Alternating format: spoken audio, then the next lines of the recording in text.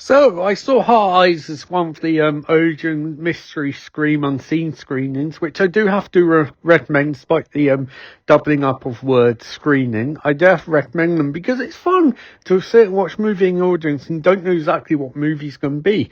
You have an idea of what you hope it could be, but sometimes you don't get that movie. Sometimes you get a movie which is more foreign and abstract. Like that time I watched the Swedish movie about the bird monster that hatched from an egg and then became a doppelganger for a little kid, and then things got weird, and that's really good. And Heart Eyes was really good. I really enjoyed this movie. I think I did have reservations at the start because it is a very clean movie digitally, which in some ways is cool because it means that they put a lot of craft into it and they want it to look as professional as possible. And as someone who's made low budget movies which were turned down by various platforms for looking like shit, I definitely understand the logic of making a movie which is a bit more cleaner and a bit less rough and tumble. The only downside of that is that, unfortunately, by doing that, you run into a problem of your movie doesn't quite have the grit that you might necessarily want it to have. I know in this movie, the director and writers talk about how they wanted it to have the feel of Jason Lives. And it does, because it does feel somewhat comedic to that end. But the flaw there is that, unlike Jason Lives, which felt kind of cheap and gaudy, this doesn't feel cheap and gaudy, which will probably mean that it'll be very successful in terms of mainstream, because they'll be like, hey, it's a slasher movie, but it's a bit ironic, it's a bit fun, it's a bit quirky. We can take our partners to it. We can take our, grandmas. Maybe a grandma would enjoy it. I don't know. Things change in this day and age. The only thing I really find for that is that I know you can't make movies the way they used to. Or, well, I can, but most people can't. Whereby, they embrace the sort of sleaze of genre. There are parts of this which do that. There's a couple in Levang, for example, which, it's mostly off-screen, but... And there are some very violent death sequences, which is always quite cool to see from a visceral standpoint, where you get the sense they are trying to be a bit more creative. It's just, it feels...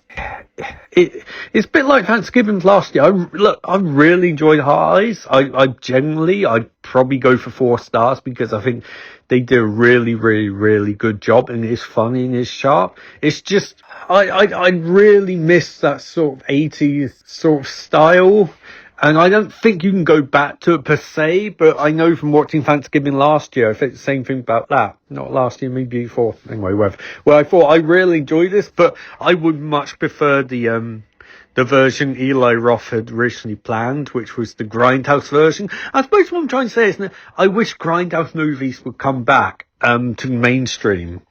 Maybe they're never in mainstream. But I just wish that there's that vibe that would come back of we're going to make an uncompromising horror movie. Because this is one of those ones where I think they are going for the mainstream in terms of the romance. It's kind of chaste, it's kind of nice, it's kind of, I suppose to agree and say sexless. Because obviously you have couple and bang, but main couple don't really seem to vibe in that regard, which isn't a problem. You don't always have to, but I don't know, man. I think I'm getting more into stuff on Arrow and stuff on Shudder, which is able to be a bit more progressive is the wrong word, but sort of brutal, uncompromising, I guess.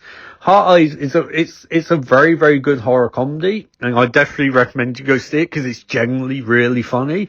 And it's a bit like Freaky and those sort of movies where it's clearly made by someone with love for the genre, made by people with love for the genre, but it's also made by people smart enough to know what they can and can't do. And I get that, and I do really understand that. You want your movies to be seen by broadest audience possible, but there is something to be said about that I'm just going to make this for me mindset. And I don't necessarily think this one was made as a sort of artistic gesture.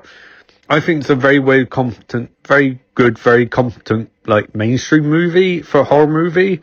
I suppose you can say best thing to say about it is it's definitely a gateway into that more weird horror. But it just doesn't feel as sort of nasty and sharp and brutal as the movies it's trying to ape.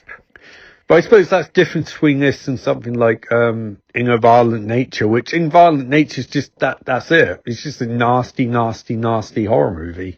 And that's the reason that gets on Shudder and gets some critical acclaim, and this gets some critical acclaim, but goes to cinemas in terms of a big, wide release. So, yeah, I definitely recommend go see it. It's not quite the movie it could have been, but it's a very, very good movie on its own merit. So 4 out of 5.